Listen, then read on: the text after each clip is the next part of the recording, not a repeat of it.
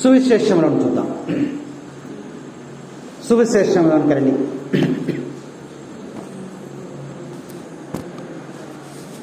ఈనాటి సువిశేషము లూకా శుభవార్త 18వ అధ్యాయము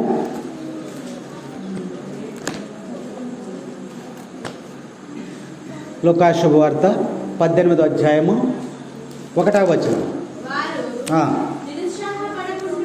నిరుత్సాహపడకుండుటకు ఎల్లప్పుడూ ప్రార్థన చేయవలెనని యేసు వారికి ఒక ఉపమానమును చెప్పాను. ఎందుకు చెప్పాడంట ఈ ఉపమానాన్ని? యేసు ప్రభు సువిశేషము ద్వారా మనకు తెలియజేశారు. ఒక ఉపమానం, ఒక కథ మనకు అర్థమవడం కోసము యేసు ప్రభు ఒక ఉపమానాన్ని చెప్పాడు. ఎందుకు చెప్పాడు ఆ ఉపమానాన్ని? మొదటి వచనంలోనే ఉంది. నిరుత్సాహపడకుండుటకు. అది ప్రార్థన చేయాలంటే మనకి కొంచెం బాధగా ఉంటుంది, కష్టంగా ఉంటుంది, రాలేము, ఇవాళ వర్షం వస్తుంది, లేదా ఇంకో రోజు ఎండ వస్తుంది, ఏం వెళ్తాములే, ఎలా నిరుత్సాహం, నిరాశ.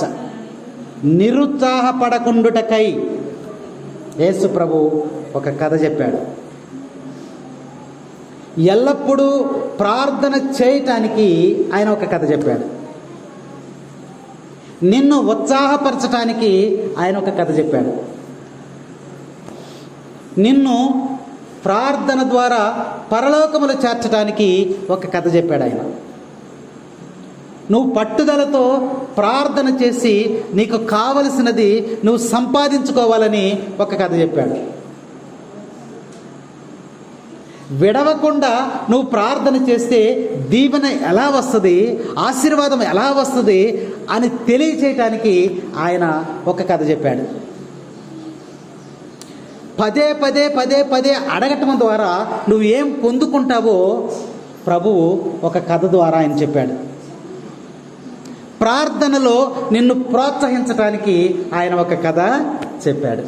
అదే మొదటి వచనంలో ఉంది.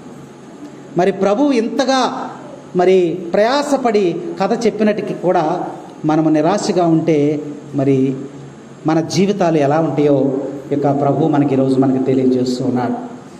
ఈ యొక్క వచనాల్లో చూస్తే, ఒకానొక పట్టణమున న్యాయాధిపతి ఒకడు కలడు. అతడు దేవుడని భయపడడు, మానవులను లక్ష్య పెట్టడు. వినండి, జాగ్రత్తగా వినండి. అచట ఒక వితంతువు ఉండెను. ఆమె అతని వద్దకు వచ్చి, న్యాయమును చేకూర్చుము, నా ప్రత్యర్థి నుండి కాపాడుము అని తరచుగా మొరపెట్టుకొనుచుండెను. అతడు కొన్నాళ్ళు ఆమె మొరను పెడచెవిన పెట్టెను. కానీ అతడు, నేను దేవునికి భయపడను, మానవులను గౌరవింపను. అయినను ఈ విధవరాలు నన్ను పీడించుచున్నందున ఈమె పదే పదే వచ్చి నన్ను బాధ పెట్టకుండుటకై ఈమెకు న్యాయము చేకూర్చెదను అని తలంచెను. ఈ సువిశేషములో మనము చదివితే ఇద్దరు వ్యక్తులు మనకు కనబడుతున్నారు. ఒకళ్ళెవరు? న్యాయాధిపతి. ఇంకొకళ్ళెవరు? వితంతువు, విధవరాలు. ఇద్దరు వ్యక్తులు మనకి కనబడుతున్నాడు. వీళ్ళిద్దరిని బట్టి దేవుడు ప్రార్థనలో మనము నిరుత్సాహపడకుండా ప్రార్థన చేయటానికి ఏ విధంగా దోహదపడుతుందో ప్రభువు ఈ యొక్క వాక్కు ద్వారా మనకి తెలియజేస్తూ ఉన్నాడు. అలాగే చూస్తే లూకా శుభవార్తలోనే 11వ అధ్యాయంలో 5వ వచనం నుంచి 8వ వచనం వరకు కూడా అక్కడ ఒక ఉపమానాన్ని ప్రభువు చెప్పాడు. 8వ వచనం చదవమ్మా. లూకా శుభవార్త 11వ అధ్యాయం. నేను మీతో చెప్పినది ఏమనగా, మిత్రుడయుండి లేచి ఏమీ ఇయ్యకపోయినను పదే పదే ప్రాధేయపడి అడిగినందున లేచి అతడు తీర్చును కదా. Praise the Lord. అర్ధరాత్రి వేళ స్నేహితుడు వచ్చాడంట. అర్ధరాత్రి వేళ స్నేహితుడు వస్తే ఆహ్వానించాడు స్నేహితుడిని. మరి అతనికి రొట్టె మక్కలు భోజనం పెట్టాలి కాబట్టి చూస్తే ఇంట్లో ఏమీ కూడా లేదు. అప్పుడు అతను ఏం చేస్తాడు? పక్కింటికి వచ్చాడు. వెళ్ళి పడుకున్నారు అందరు. అర్ధరాత్రి వెళ్ళంటే పడుకున్నారు. వచ్చి తలుపు కొట్టాడు. తలుపు తీల బయట నుండి చెప్తున్నాడు, అయ్యా నా ఇంటికి నా స్నేహితుడు వచ్చాడు, అర్ధరాత్రి వేళ వచ్చాడు, నా దగ్గర పెట్టడానికి ఆహారం ఏమీ లేదు, కాబట్టి నువ్వు లేచి కొద్దిగా ఆహారం ఇస్తే నా స్నేహితునికి ఆకలి తీరుస్తాను, కొద్దిగా బయటకు వచ్చి కొద్దిగా రొట్టె ముక్కలు ఉంటే ఇవ్వయ్యా అని చెప్పి తలుపు కొట్టాడు. తలుపు కొడితే ఆయన తలుపు తీయలా. ఆయన లోపల నుండి సమాధానం చెప్తున్నాడు, అయ్యా అర్ధరాత్రి వేళ అయింది, నా భార్య పడుకుని ఉంది, నా పిల్లలు నా పడకలో ఉన్నారు, కాబట్టి ఇప్పుడు లేవటానికి కుదరదు, నేను చేయలేను అన్నాడు. కానీ ఇతను ఏం చేశాడంటే, నా స్నేహితుడు ఆకలితో ఉన్నాడు, అతని ఆకలి నేను తీర్చాలి, నువ్వు ఏదో రకంగా నువ్వు బయటకు వచ్చి నాకు కొద్దిగా ఆహారం ఇవ్వని తలుపు కొట్టి పదే పదే పదే పదే పదే పదే బయట ఉండి అడుగుతున్నాడు. అడుగుడి మీకు పదే పదే. అప్పుడు యేసుప్రభు అంటున్నాడు, ఆ 8వ వచనంలో ఉంది అదే, అతడు పదే పదే అడుగుట వలన తన స్నేహితుడు లోపల విసుగు చెంది, ఏంటి పద్దాకు విసిగిస్తున్నాడు, ఇంత విసిగిస్తున్నాడు అని బిడ్డలను పక్కనకు తోసి లేచి పడక దిగి వచ్చి వెంటనే 2 ముక్కలు తీసుకొచ్చి తలుపు తీసి ఆయనకి ఇచ్చి వెళ్ళిపోయాడు. ఎందుకు ఇచ్చాడు అతను? పదే పదే అడుగు, విసుగు చెందకుండా పదే పదే అడగటం వలన, ప్రాధేయపడటం వలన అతను తీసుకొని ఇచ్చాడా లేదా? ఇచ్చాడు కదా అని ప్రభు మనకి తెలియజేస్తున్నాడు. అంటే ప్రార్థనలో మనం ఏం చేయాలి?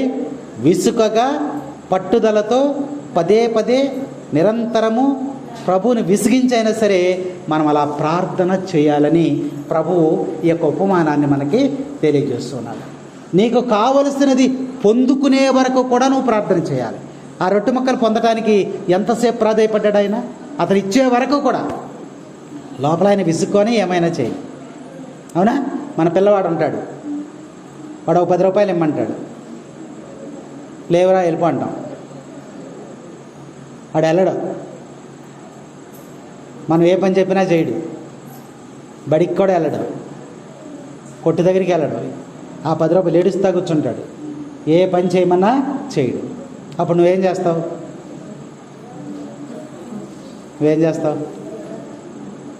నీ దగ్గర లేకపోయినా వాళ్ళ నాన్న అడిగి ఆడు పొద్దున్నుంచి మారం వేసి కూర్చున్నాడు, ఆ 10 రూపాయలు అంటే ఇవ్వనగానే ఆ 10 ఇవ్వగానే ఆడేం చేస్తాడు? చెంగను లేసి ఆ 10 తీసుకుని వెళ్ళిపోతాడు. విసుగగాడు మిమ్మల్ని విసిగించి పదే పదే పదే పదే విడవకుండా వాడు ప్రాధేయపడ్డాడు, ఏడ్చాడు, దుఃఖించాడు, కన్నీరు గార్చాడు, కింద పడ్డాడు, డొర్లాడు, పొరలాడు, అన్నీ చేశాడు. నువ్వు ఇచ్చావా లేదా? దేవుడు కూడా అంతే. Praise the Lord. అందుకనే ప్రభు ఈరోజు మనకి తెలియజేస్తూ ఉన్నాడు, 2 వ్యక్తులను మనకి జ్ఞాపకం చేస్తున్నాడు. విధవరాలు ఒక ఆమె ఉంది, న్యాయాధిపతి. విధవరాలు యొక్క పరిస్థితి ఎలా ఉందో చూద్దాం. వాక్యంలో మనం చూసినట్లయితే విధవరాలు అనగానే భర్త లేనటువంటి స్త్రీ, అంతే కదా?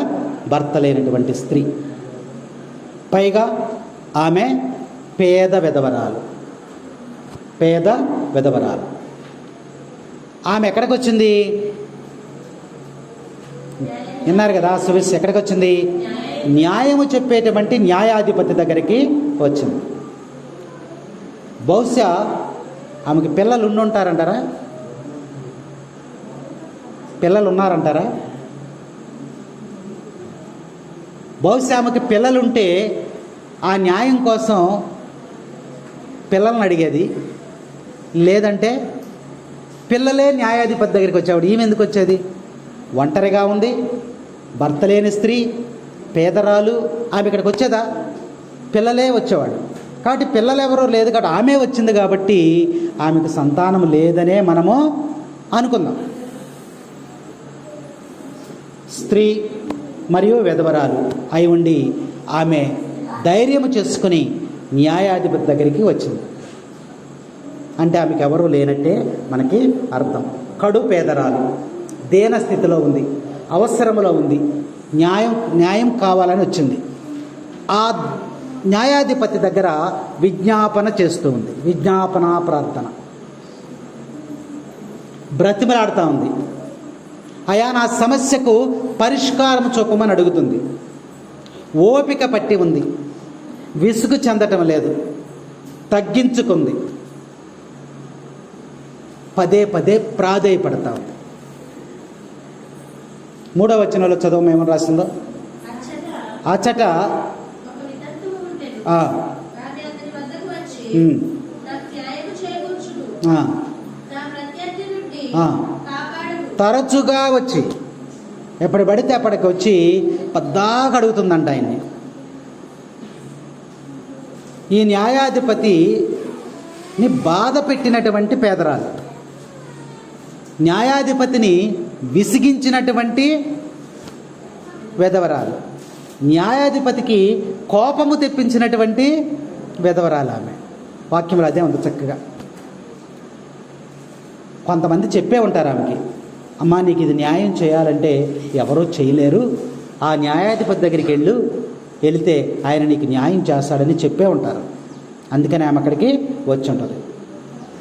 నేను ఇక్కడికి వస్తే నాకు న్యాయం జరుగుద్ది అనేటువంటి ఒక ఆలోచనతో, నమ్మకంతో అక్కడికి వచ్చినట్టుగా ఆ వాక్యంలో మనకి తెలియజేస్తాం. రెండో వ్యక్తి ఎవరు? న్యాయాధిపతి. న్యాయాధిపతి పరిస్థితి ఎలా ఉంది? దేవుడనినా భయం లేదంట వాడికి, మానవులని కూడా గౌరవించరు కూడా. ఈ రెండూ మనకున్నాయి. మనందరం న్యాయాధిపతులమే. దేవుడంటే అసలు భయమే లేదు. గంట కొట్టుకొని, జపం చెప్పుకొని, పూజ పెట్టుకొని, ఏదైనా చేసుకొని మనకేంటి, మనం వెళ్ళాలనుకున్నప్పుడే వెళ్తాం అంతే. ఆయన పిలిస్తే మనం వెళ్ళాలా ఏంటి? మనం వెళ్ళాలనుకున్నప్పుడే వెళ్తాం. మనందరం కూడా న్యాయాధిపతులమే. దేవుడనినా భయం లేదు. ఎవరి గురించో మనం ధ్యానం చేయవలసల్లా, మన గురించే. నీకెంత భయం ఉందో దేవుడంటే? పిలుస్తున్నాడు కదా ఆయన. వస్తున్నావా నువ్వు? ఒక ఆయన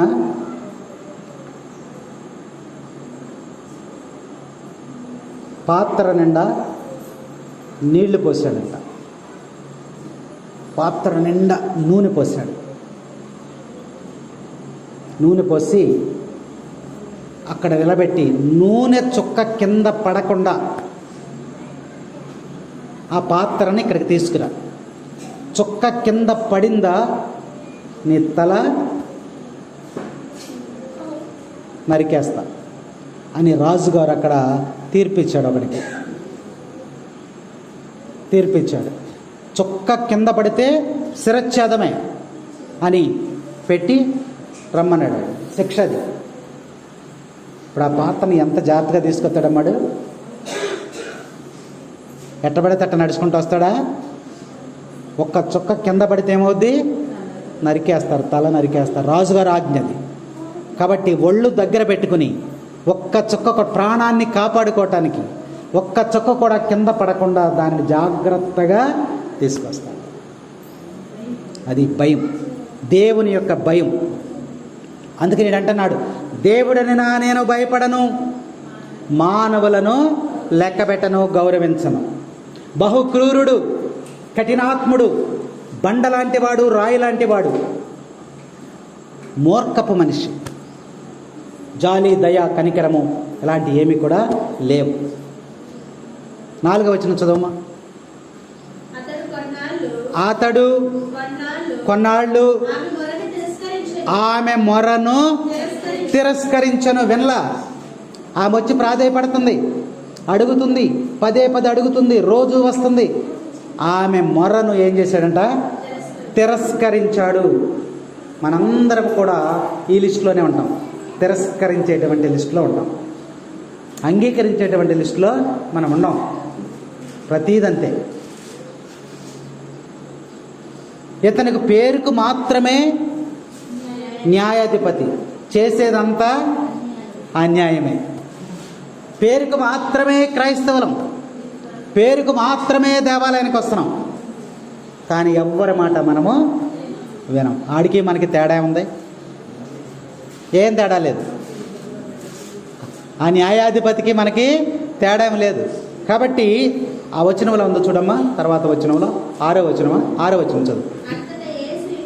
అంతటా యేసు ఇట్లా నేను, ఈ అవినీతిపరుడైన న్యాయాధిపతి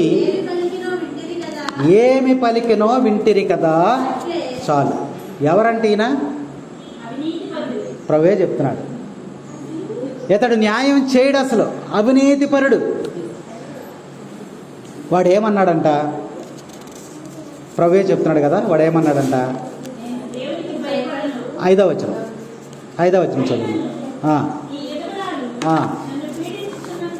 పీడించుచున్నందున ఈమె పదే పదే వచ్చి నన్ను బాధ పెట్టుట వలన ఈమెకు ప్రైజ్ ద లార్డ్. ఈ కఠినాత్ముడైనటువంటి, అన్యాయస్తుడైనటువంటి, అవినీతిపరుడైనటువంటి, మూర్ఖుడైనటువంటి, క్రూరుడైనటువంటి వీడికి ఒక ఆలోచన వచ్చింది. ఏమిటా ఆలోచన? ఈమెకు న్యాయం చేస్తే పోతుంది కదా అనేటువంటి ఆలోచన వచ్చింది. ఎందుకు వచ్చింది? ఆమెకి ఏదో న్యాయం చేయాలని కాదు వాడికి వచ్చినటువంటి ఆలోచన. విసిగిస్తుంది, పద్దాక ఇవి తనను బాధ పెడుతుంది. ఆ బాధను తప్పించుకోవటానికి ఈమెకు న్యాయం చేస్తే వెళ్ళిపోతుంది, రాదుగా. ఆ ఆలోచన వాడిది. ఈమెకి న్యాయం చేయాలని ఆలోచన లేదాడికి. వాడికి వచ్చిన ఆలోచన ఏంటంటే, నేను ఈ బాధ నుంచి, ఈ ముసలమ్మ బాగా విసిగిస్తుంది కాబట్టి ఈమె నుంచి తప్పించుకోవాలి. కాబట్టి ఈ బాధను తప్పించుకోవడానికి ఆమెకి న్యాయం చేద్దామనుకున్నాడు. అంతేగాని జాలి కానీ, కనికరం కానీ, దయ కానీ తన మనసులో లేదు. అప్పుడు ప్రభు అంటున్నాడు, చూడండి, వాడికి వచ్చినటువంటి ఆలోచన బట్టి ప్రభు అంటున్నాడు. ఏమన్నాడు? తర్వాత వచ్చిన చదువు అందులో.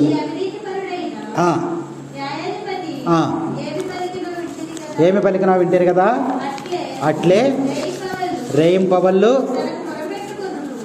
కనకు మొరపెట్టు వానికి తన ప్రజలకు ఉండునా. అప్పుడు ప్రభు అన్నాడు ఉపమానంలో చివర, ఎంత విసిగించి పదే పదే పదే పదే పదే అడగటం వలన అంత కఠినాత్ముడే న్యాయము చేయగా, ప్రేమ కలిగినటువంటి దేవుడు, దయ కలిగినటువంటి దేవుడు నీకు మేలు చేయడా? నీ ప్రార్థన ఆలకించడా? నీకు సహాయము చేయడా అని ప్రభు ఇక్కడ మనకి తెలియజేస్తున్నాడు. 7వ వచనం మనం చూస్తే, తనకు మొరపెట్టుకున్నటువంటి వానికి న్యాయం చేస్తాడంట. ఎవరు? దేవుడు. మొరపెట్టుకున్నటువంటి వారికి న్యాయము చేస్తాడంట. మొరపెట్టడం అంటే ఏంటమ్మా? మొరగటమా? అడగడం. ఇంకా మొరపెట్టు వానికి న్యాయం చేస్తాడంట. మొరపెట్టడం అంటే ఏంటి? కేకలు వేయడం, అరవటం. గుడ్డివాడు ఏమని అరిశాడు? మొరపెట్టుకున్నారా లేదా? మొరపెట్టుకున్న ప్రతి వాని యొక్క ప్రార్థన దేవుడు ఆలకించాడు. ఇర్మియా గ్రంథంలో చూడండి. ఇర్మియా గ్రంథము 33వ అధ్యాయము 3వ వచనం. నీవు నన్ను పిలిచివేని నేను నీకు, నువ్వు పిలిస్తే నేను జవాబు ఇస్తాను. ఇంకా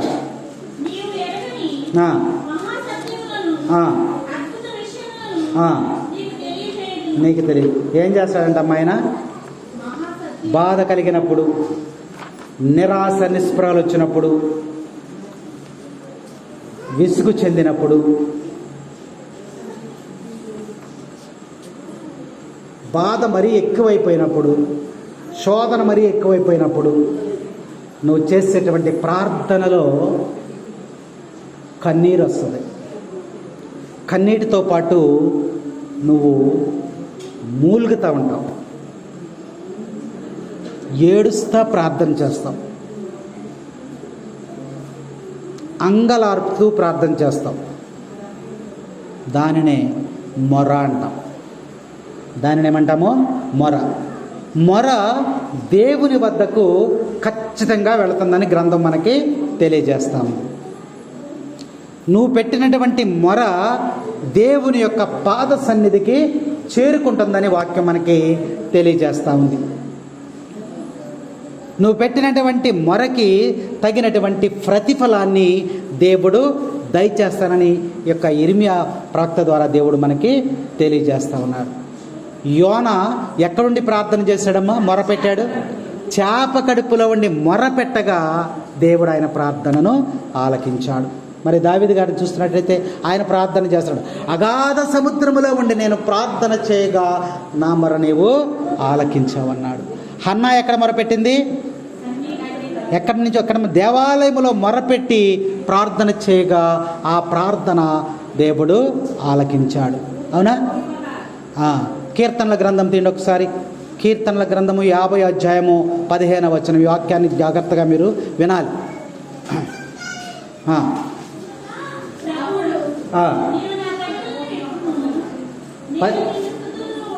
15వ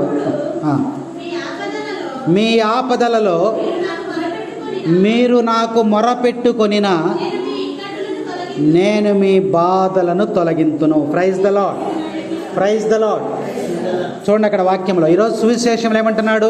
నాకు మొరపెట్టుకొను ప్రజలందరికీ కూడా మీ మొర నేను ఆలకిస్తానంటున్నాడు. మీకు న్యాయం చేస్తాను, న్యాయములో నేను ఆలస్యము చేయనంటున్నాడు దేవుడు. ఆలస్యం చేయనంటున్నాడు. మరి మొరపెట్టమని దావీదు చెప్తున్నాడు. చూడు అక్కడ, మీ ఆపదలలో మీరు నాకు మొరపెట్టుకొనిన ఎడల నేను మీ బాధలను తొలగిస్తాను. ఇర్మియా ప్రవక్త ఏమన్నాడు? నీవు నన్ను పిలిస్తే నేను నీ దగ్గరికి వస్తాను, నీకు తెలియనటువంటి విషయాలను నేను తెలియజేస్తాను. నేను పిలిస్తే పరుగున విచ్చేస్తారు, నేను స్తుతిస్తే నా ప్రార్థన ఆలకిస్తారు. నేను పిలిస్తే పరుగున విచ్చేస్తారు, నేను స్తుతిస్తే నా ప్రార్థన ఆలకిస్తారు. నేను ఏడిస్తే లాలించి ఓదారుస్తాడు. ఎంత గొప్ప ప్రేమ నా యేసుది, ఓ ఎంత గొప్ప ప్రేమ నా యేసుది, ఎంత గొప్ప ప్రేమ నా యేసుది, ఓ ఎంత గొప్ప ప్రేమ నా యేసుది. నేను పిలిస్తే పరుగున విచ్చేస్తారు. నువ్వు పిలిస్తే చాలు, నేను వెంటనే వస్తాను. నువ్వు మొర పెడితే చాలు, నేను వెంటనే వచ్చేస్తానంటున్నారు. కాబట్టి ప్రభు ఈరోజు ఉపమానంతో జక్కయ్య కూడా ఒకటి చెప్తాడు. నువ్వు మొరపెట్టి ప్రార్థన చేస్తే నీ ప్రార్థన నేను ఆలకిస్తానని. జక్కయ్యని ఎక్కడి నుంచి పిలిచాడమ్మా? జక్కయ్య అనగానే మీకు గుర్తు రావాలి. ఎక్కడి నుంచి పిలిచాడు? పిలిచి ఏం చెప్తున్నాడు ఆయనకి? దానికి ముందేం చెప్పాడు? జక్కయ్య దిగిరా. దిగి వస్తే ఏం చేస్తానన్నాడు? జక్కయ్య దిగిరా, నీ ఇంటికి వస్తాను. జక్కయ్య దిగిరా, నేను నీతో ఉంటాను. జక్కయ్య దిగిరా, నీ ఇంటికి వస్తాను. జక్కయ్య దిగిరా, నేను నీతో ఉంటాను. దీవిస్తాను దిగిరా, రక్షిస్తాను దిగిరా, దీవిస్తాను దిగిరా, రక్షిస్తాను దిగిరా, నీ ప్రార్థన వింటా దిగిరా, దిగిరా, నీ ప్రార్థన వింటా దిగిరా, దిగిరా. నేడే నీ ఇంటికి రక్షణ వచ్చింది, నేడే నీ ఇంటికి రక్షణ వచ్చింది. దీవిస్తాను దిగిరా, రక్షిస్తాను దిగిరా, దీవిస్తాను దిగిరా, రక్షిస్తాను దిగిరా, నీ ప్రార్థన వింటా దిగిరా, దిగిరా. ఏమన్నాడు? నీ ప్రార్థన వింటా. నీవు నాకు మొరపెట్టినట్లయితే నీ ప్రార్థన నేను వింటాను, నువ్వు రా అని ప్రభు ఈరోజు న్యాయాధిపతి వితంతువు ఉపమానము ద్వారా ప్రభు మనకి తెలియజేస్తున్నాడు. నాకు మొరపెట్టి ప్రార్థన చేసినటువంటి ప్రతి ఒక్క బిడ్డ ప్రార్థన నేను ఆలకిస్తాను. నీ మొరను నేను ఆలకిస్తాను. నువ్వు మొరపెట్టి ప్రార్థన చేయి, వెంటనే ఆలస్యం లేకుండా నీకు న్యాయము చేస్తానని దేవుడు ఈరోజు సువిశేషం ద్వారా హెచ్చరిక చేస్తూ ఉన్నాడు. ఇలా న్యాయం పొందినటువంటి వారి ఒకరిద్దరిని మనం జ్ఞాపకం చేసుకుందాం. ఆదికాండం చూడండి, ఆదికాండము 16వ అధ్యాయం ఒకసారి చూడమ్మా. ఆదికాండము 16వ అధ్యాయము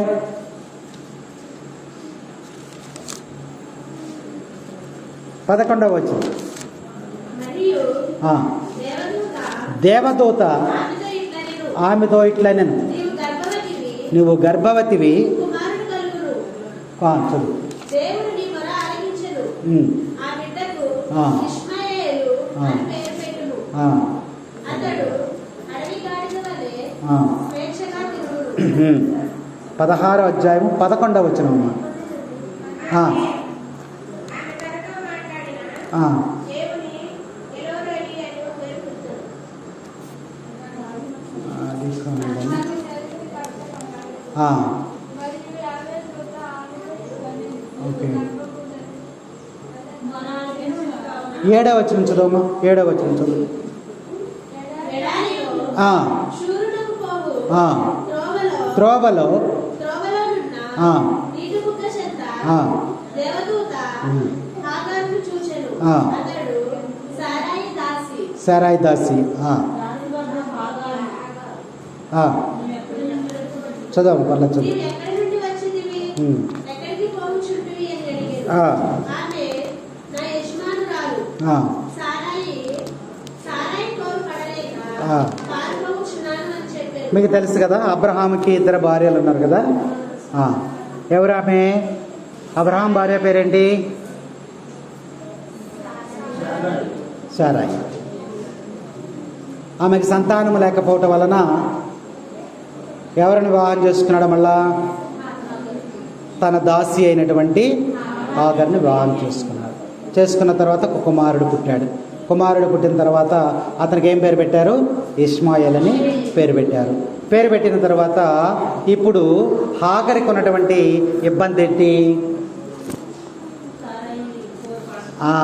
సవతి పోరు అంటారు కదా, సవతి పోరు అంటారు. శారాయి హాగరుని ఇబ్బంది పెడుతుంది. కుమారుడు పుట్టిన తర్వాత ఫస్ట్ చేసుకోమంది ఆమె. అబ్రహాం వద్దన్నాడు, అయినా సరే మనకి సంతానం కావాలి కదా అని ఆయన్ని ఇబ్బంది పెట్టి చేసింది. ఇప్పుడు ఏం చేస్తుంది? ఆమెను సాధిస్తుంది. ఈ బాధ పడలేక హాగర్ ఏం చేసింది? ఎడారిలోకి వెళ్ళిపోయింది. చచ్చిపోదామని వెళ్ళిపోయింది. ఈ బాధను పడలేక వెళ్ళిపోయింది. ఎడారిలోకి వెళ్ళిపోయింది. ఎడారిలోకి వెళ్ళిపోయిన తర్వాత ఎడారిలో ఏముంటాయి? ఇసుక తప్ప ఏముంటాయి? ఏమి ఉండవు. ఎండలో ఆమె అక్కడ మొరపెట్టి ప్రార్థన చేస్తుంది. అక్కడ మొరపెట్టి ప్రార్థన చేస్తుంది. ఆమె ప్రార్థనను దేవుడు ఆలకించాడు. ఆలకించి దేవదూతను పంపించాడు అక్కడికి. దేవదూతను పంపిస్తే దేవదూత అక్కడికి వచ్చింది. వచ్చి హాగరునికి నచ్చ చెప్పింది. ఏమని చెప్పింది? ఆమె నీ యొక్క యజమానురాలు కాబట్టి నువ్వు కోపము తెచ్చుకోకుండా అణిగి మణిగి యజమానురాలికి లోబడి నువ్వు అక్కడ జీవించు, నీకు ముందు ముందు మంచి భవిష్యత్తును దేవుడు ఇస్తూ ఉన్నాడని దేవుడు ప్రార్థన ద్వారా హాగర్కి జవాబిచ్చాడు. అక్కడ praise the Lord, praise the Lord. Hagar మొరపెట్టి ప్రార్థన చేయగా హాగరు యొక్క ప్రార్థన దేవుడు ఆలకించాడు. 21వ అధ్యాయం తీయమ్మా. 21వ అధ్యాయము 21వ అధ్యాయము 17వ వచనం చదువు. దేవుడు పిల్లవాని వేడ్పు వినెను. దేవుని దూత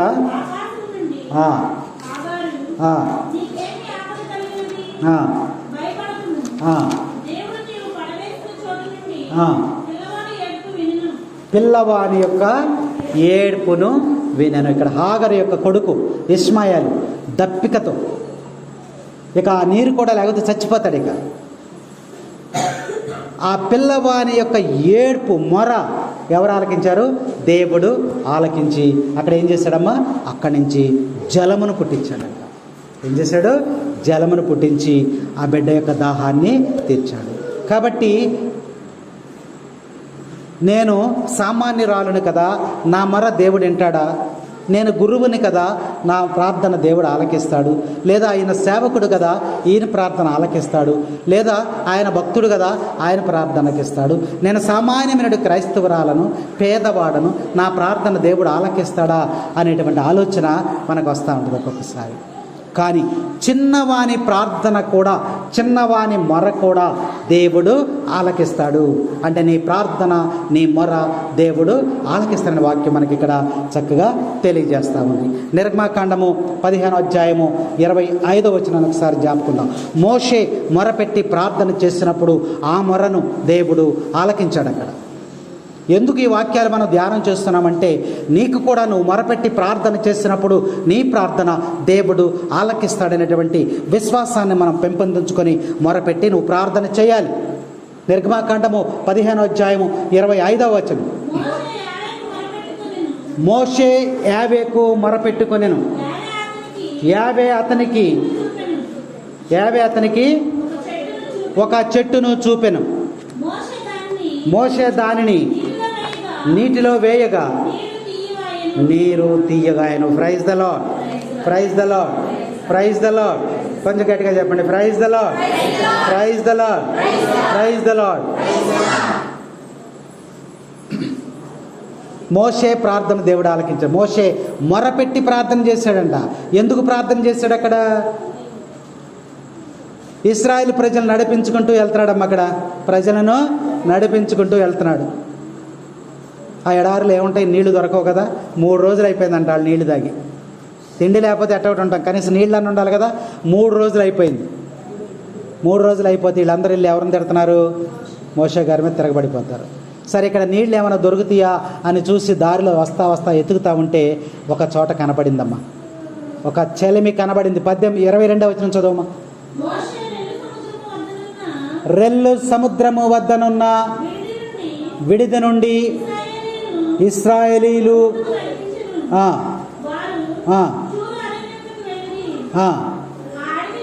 ఆ అడవిలో 3 రోజుల పాటు త్రాగుటకు నీరు దొరకలేదు. వారు ఎక్కడికి వచ్చారంట? మారా అనేటువంటి ప్రాంతానికి వచ్చారు. వస్తే అక్కడ ఏం జరిగింది? నీరు ఉందంట.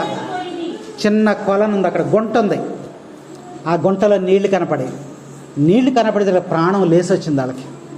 నీళ్లు కనపడేసరికి ప్రాణము అమ్మ ఎక్కడన్నా నీళ్లు దొరికినాయి అని వెళ్ళి నీళ్లు తీసుకుని కొంచెం టేస్ట్ చూశాడు. చూస్తే ఎలా ఉన్నాయంటాయి? ఎలా ఉన్నాయమ్మా? ఎంత దప్పికగా ఉన్నప్పటికీ కూడా చేదు నీళ్ళు ఇస్తే తాగుతావా? దిగుతాయా? దిగవు. అప్పుడు మోషే ప్రార్థన చేశాడు, అయ్యా నీరు లేక అలమటిస్తూ ఉన్నాము, 3 రోజులైంది నీళ్లు తాగి, ఈ నీళ్లు దొరికితే ఇవి చేదుగా ఉన్నాయి, తాగలేకపోతాను. మొరపెట్టి ప్రార్థన చేసినప్పుడు ఆ మొరని దేవుడు ఆలకించి, మోషే ఆ పక్కన చెట్టు ఉందో చూడు, ఒక కొమ్మ ఉందో చూడు, దీని యొక్క కొమ్మను తెంపి ఆ చలమలో వేయమన్నాడు. ఎవరు చెప్పారు ఈ మాట? దేవుడు చెప్పాడు.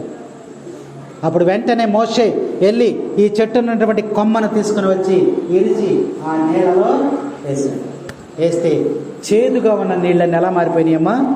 తీయగా మారిపోయినాయి. Praise the Lord, praise the Lord, praise the lord.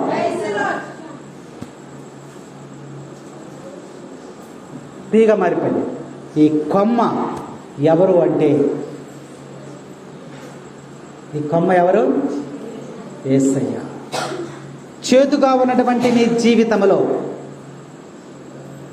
చేదుగా ఉన్నటువంటి నీ జీవితంలో ఈ కొమ్మను తీసుకుని నువ్వు వేస్తే నీ జీవితం ఏమైపోద్ది? మధురముగా మారిపోద్ది. నీ ప్రేమ చాలయ్యా, నీ కృపయే చాలయ్యా.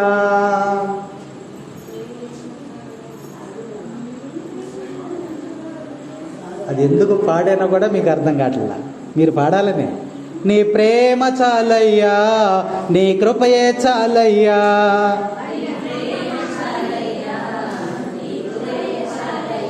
అంతే కదా. నీళ్లు కావాలి అక్కడ మనకి తాగటానికి. 3 రోజులు అయిపోయింది, నీళ్ళు లేవు, చేదు నీళ్ళు తాగలేము. కానీ దేవుణ్ణి అడిగితే మొరపెట్టి ప్రార్థన చేస్తే ఆయన నీళ్ళు ఇచ్చాడు. అది ప్రేమే కదా. ప్రేమ లేకపోతే ఇస్తామా? ఏ మనిషికైనా ఏదైనా అడిగినప్పుడు మనం ఇచ్చామంటే ఆ మనిషి మీద ప్రేమ ఉంటేనే ఇస్తామా, ప్రేమ లేకుండా ఇస్తామా? ప్రేమ లేకపోతే మనం ఇవ్వం. అవునా? కాబట్టి దేవుడు వెంటనే ఆలకించి ఆ కొమ్మని తీసి అందులో నీరుగా మారిపోయింది, త్రాగటానికి నీరు ఇచ్చాడంటే ప్రేమ ఉన్నట్ట లేనట్ట? అప్పుడు మనలో మనసులో ఉన్నటువంటి ఆ యొక్క ప్రేమ, నీ ప్రేమ చాలయ్యా, నీ కృపయే చాలయ్యా,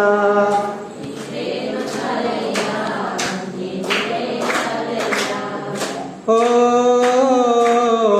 యేసయ్యా,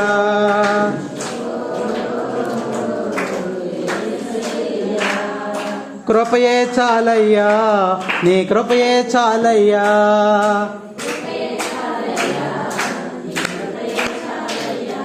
కృపయే చాలయ్యా, నీ కృపయే చాలయ్యా.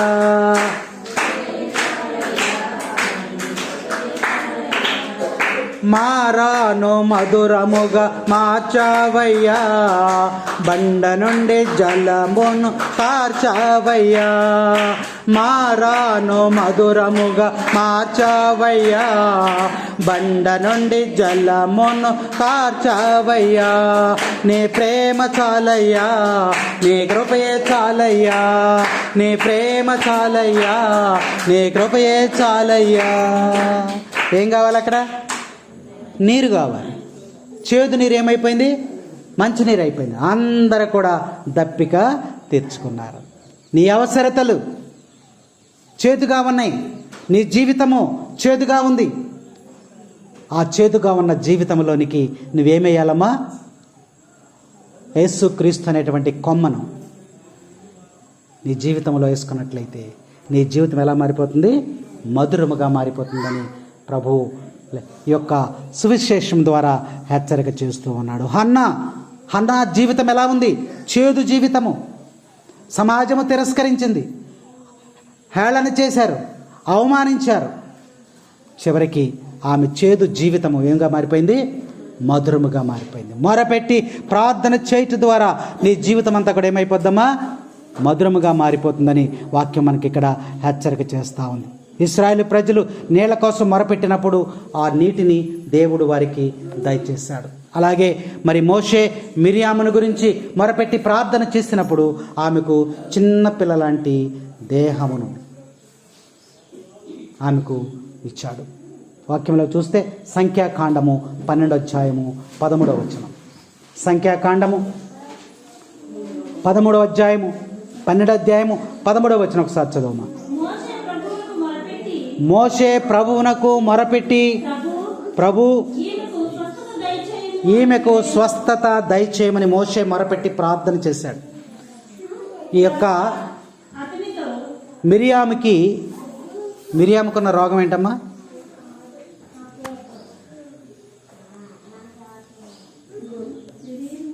కుష్ఠవ్యాధి. మిరియాముకున్న రోగం ఏంటి? కుష్ఠవ్యాధి. ఎందుకు వచ్చింది? కుష్ఠరోగ వ్యాధి ఎందుకు వచ్చింది ఆమెకి? మిరియాము అందగత్తి, చక్కగా ఉంటుంది. ఎందుకు వచ్చింది? దేవుడు ఒకసారి మోషేని, అహరోన్ని, మిరియాముని పిలిచి మాట్లాడాడు. గుడారం దగ్గర మాట్లాడి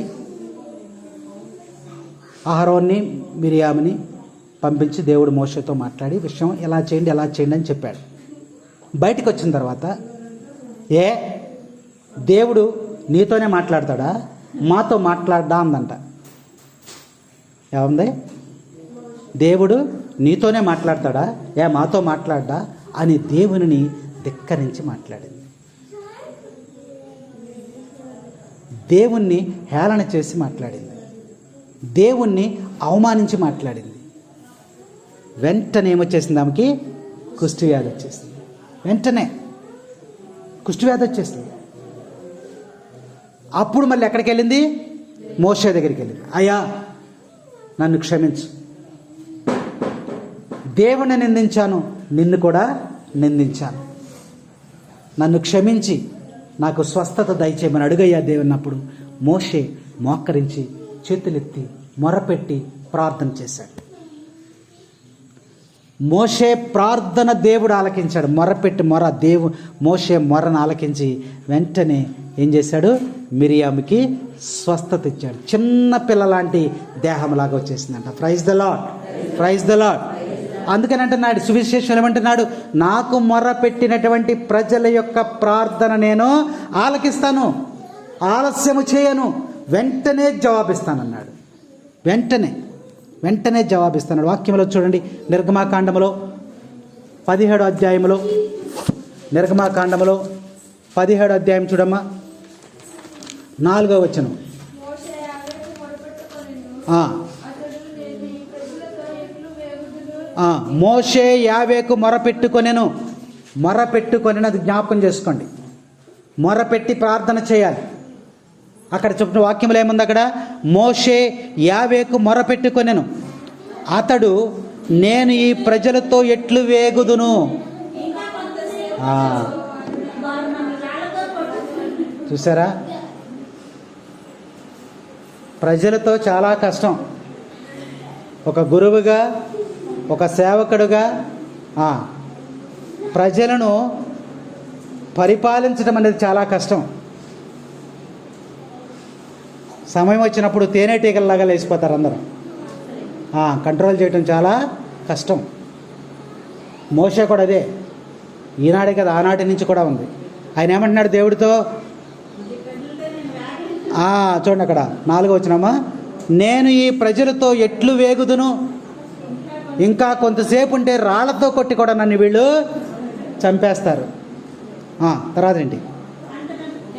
అంతటా యావే మోషేతో, నీతో పాటు ఇశ్రాయేలు పెద్దలను కొంతమందిని తీసుకొని ఈ ప్రజల ముందుగా నడిచిపోము, నీవు నదిని కొట్టిన కర్రను చేత పట్టుకొని వెళ్ళు. నువ్వు చూచుచుండగానే వెళ్ళి త్రాగుటకు రాతి నుండి నీటిని నీకు ఇస్తాను.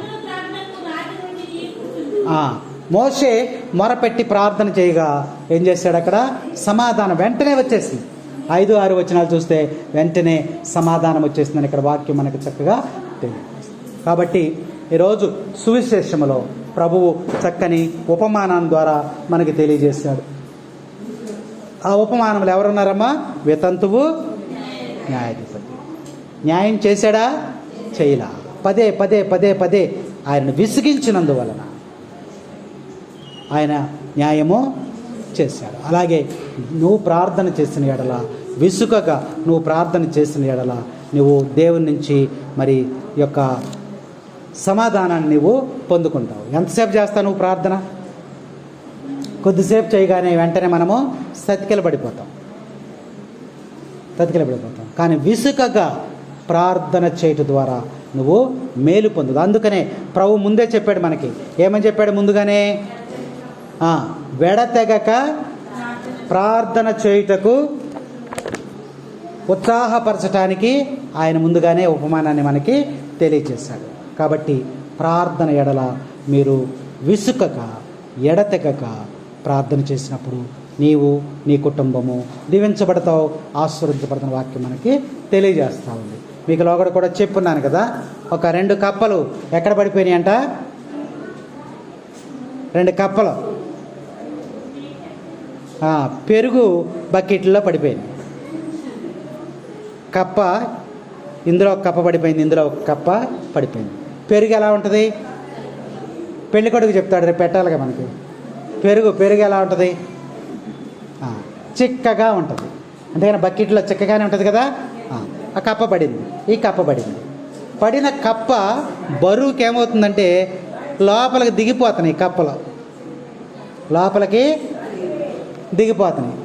ఈ కప్ప అందంట, ఒక కప్ప అందంట, మనం లోపలికి దిగిపోతున్నాము, కాళ్ళు వెళ్ళిపోయినాయి, నడుము వెళ్ళిపోయింది, ఇక చేతులు కూడా వెళ్ళిపోతున్నాయి, తల కూడా దిగిపోతుంది, ఈ కళ్ళు ముక్కు ఈ కూడా లోపలికి వెళ్తే గాలి ఆడక చచ్చిపోతాము, ఎట్లా అందంట. ప్రయత్నం చేయి అంటుంది ఇంకో కప్ప. సరే, ఈ కప్ప ఏం చేస్తుంది? కాళ్ళు చేతులు ఆడించు అని చెప్పిందంట. ఏమంది ఒక కప్ప? కాళ్ళు చేతులు ఆడించు అందంట. ఇది ఆడిస్తుంది కాళ్ళు చేతులు. ఆడించడానికి ఖాళీ ఉంది అక్కడ? ఇరుకులో పడిపోయింది. ఇరుకులో పడిపోయినా సరే అది ఓపిక తెచ్చుకొని విసుకక అదేం చేస్తుంది, పట్టుదలతో అదేం చేస్తుంది, కాళ్ళను అట్టాగే లోపల అట్టాగే కదిలిస్తుంది. ఇదేం చేస్తుంది, ఇది చెప్పింది కదా అని చెప్పి ఈ కప్ప కూడా అలాగే కదిలిస్తుంది. కొద్దిసేపు కదిలించిన తర్వాత దీనికి ఏం వచ్చేసింది, నీరసం వచ్చేసింది. ఇక నేను కొట్టలేని వదిలేసింది.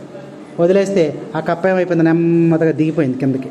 దిగిపోయి తల, ముక్కు, కళ్ళు అన్నీ లోపలికి వెళ్ళిపోయినాయి. లోపలికి వెళ్ళి గాలాడక చచ్చిపోయింది. ఈ కప్ప ఏం చేస్తుంది, పట్టు విడవకుండా, పట్టుదలతో, విసుగకుండా, విరామము లేకుండా ప్రతి క్షణము కూడా కాళ్ళు చేతులు ఆడిస్తూనే ఉంటుంది. ఎట్లా ఆడించగా చిక్కని పెరుగు ఏమైపోయింది, పెరుగుని చిలకొడితే ఏమవుతుంది, పల్చగా అయిపోయింది. ఎప్పుడైతే పల్చగా పెరుగు అయిపోయిందో అందులో ఒక్కసారిగా బయటికి ఉరికేసి తన ప్రాణాన్ని కాపాడుకుంది. Praise the lord. అలాగే విసుకగా నువ్వు ప్రార్థన చేయటం ద్వారా నువ్వు విజయాన్ని సాధిస్తావు. జయము నీదే. కాబట్టి ప్రార్థనలోనే జయము ఉన్నదని ప్రభువు ఈరోజు సువిశేషం ద్వారా ప్రభువు మనకి తెలియజేస్తున్నాడు. ఆ విధముగా ప్రార్థన చేసి ప్రతి అవసరాన్ని మీరు తీర్చుకోవాలి, దేవుని దగ్గరికి వెళ్ళి తీర్చుకోవాలని, దేవుడు మరి మన అవసరం తీర్చడానికి సిద్ధముగా ఉన్నాడని లేఖనాల ద్వారా మనకి